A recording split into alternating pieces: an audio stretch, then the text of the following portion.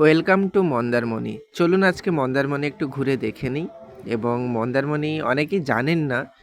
দীঘা তো সবাই চেনেন, কিন্তু মন্দারমণি সেরকম কেউ জানেন না, সেরকম ব্লগও সেরকম নেই। তো সবার কাছে এই মন্দারমণিটাকে তুলে ধরতে চাই।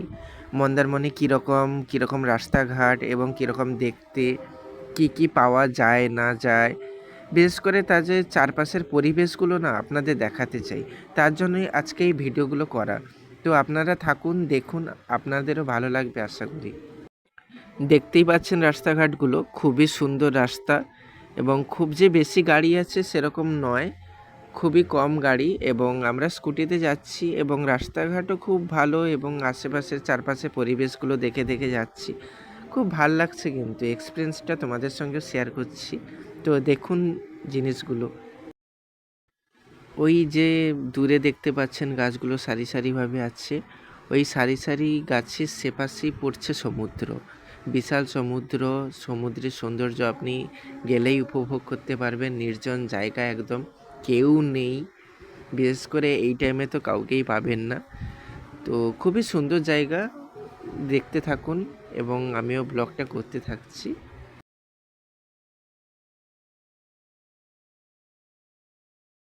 পার্সোনালি আমি বলবো, দীঘা রিসোর্টও আমি দেখেছি, কিন্তু এই যে মন্দারমণি রিসোর্টগুলো একদম সমুদ্রের পাশে নির্জন জায়গাতে যে তৈরি করেছে এবং তার যে সৌন্দর্যগুলো তুলে ধরেছে, সত্যি অসাধারণ। ওই ধারে ধারে দেখতে থাকুন রিসোর্টগুলো পড়বে। অবশ্যই একটু ডিস্টেন্সে আছে, কিন্তু ওই ধারে ধারেই কিন্তু সব রিসোর্ট পড়ছে, কখনো এপাশে রাস্তার, কখনো রাস্তার সেপাশে। যদিও সব রিসোর্টগুলো আপনাদের কাছে তুলে ধরতে চাইছি, কিন্তু সেভাবে তো সম্ভব নয়, আপনারাও বুঝতে পারছেন। চলুন মন্দারমণি দেখতে থাকি। এটাও আমার ফার্স্ট টাইম অবশ্য মন্দারমণিতে এসেছি, তো আমিও দেখতে থাকি, আপনারাও দেখতে থাকুন। বেশ বড় বড় কয়েকটা বিল্ডিংও আছে দেখতে পাচ্ছি, জানি না এগুলো কি। দেখতে থাকুন জায়গাগুলো, আমিও দেখছি অবশ্যই আপনাদের সঙ্গে। তো ক্যামেরাও করছি খুব কষ্ট করি, কারণ স্কুটিটা খুব জোরেই ছুটছে। তো আমার পক্ষে ক্যামেরাটা ধরাটাও খুব কঠিন হচ্ছে, তাও আমি যতটা চেষ্টা করছি দেখানোর জন্য। তো আপনারা বুঝতেই পারছেন আমার প্রবলেমটা অবশ্যই। তো দেখতে থাকুন।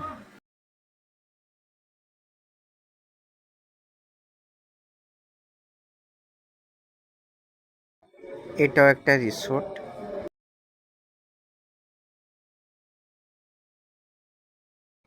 জায়গাগুলো কিন্তু খুব নির্জন এবং খুব সুন্দর। রিসোর্টের পাশে পাশে কিন্তু অনেক ফাঁকা জমি, অনেক বড় বড় বিঘার পর বিঘা ফাঁকা জমি পড়ে আছে।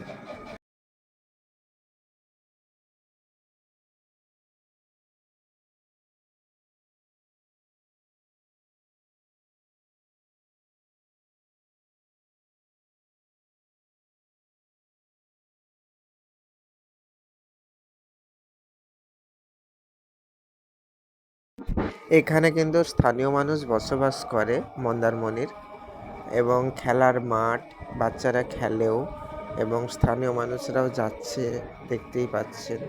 অনেক দোকানও আশেপাশে রাস্তায়। ওই তো সমুদ্র, এই তো এখানে লোকও বসে আছে সমুদ্রের ধারে।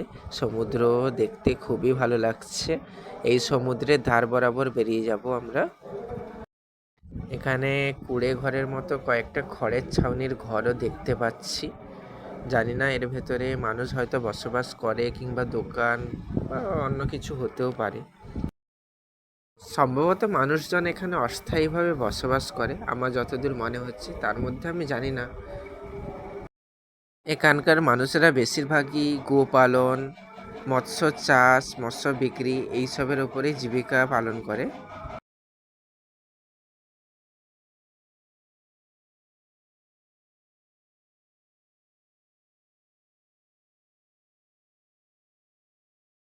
এগুলো একদম ভেতরের রাস্তা মন্দারমণির। এখানে তেমন কেউ আসে না বললেই চলে, মানে লোকাল বাসিন্দারাই বেশি এই রাস্তা দিয়ে চলাচল করে।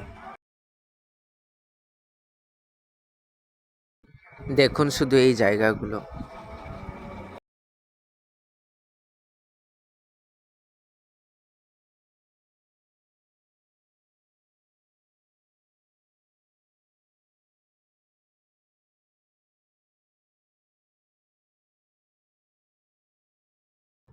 ছোট ছোট কুঁড়ে ঘর সারি সারিভাবে, বেশ দেখতে ভালো লাগছে।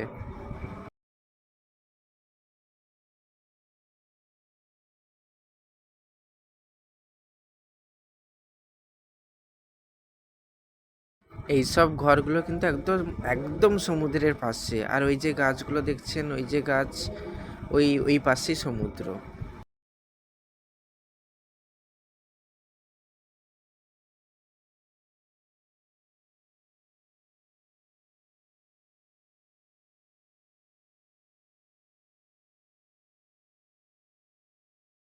এই এরিয়াগুলোতে কাছাকাছি কয়েকটা রিসোর্ট দেখতে পাবেন, বেশ কাছাকাছি বললেই চলে, এবং খুব সুন্দরভাবে সাজিয়েছে রিসোর্টগুলো।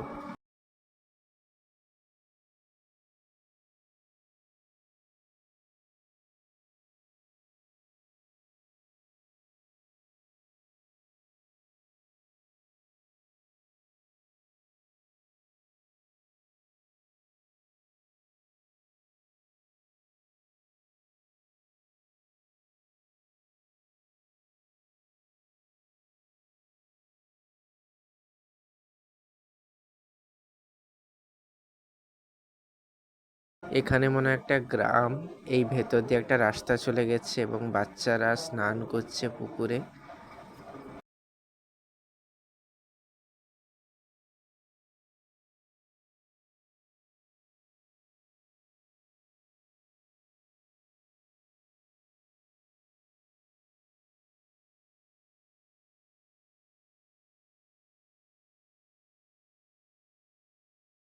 মন্দারমণি সৎসঙ্গ কেন্দ্র এখানে লেখাই আছে, দেখতে পাচ্ছেন। ওইগুলো একদম সমুদ্র, ওই পাশে পাশে এই যে ফাঁকা জায়গা বরাবর পুরো সমুদ্র দেখা যাচ্ছে।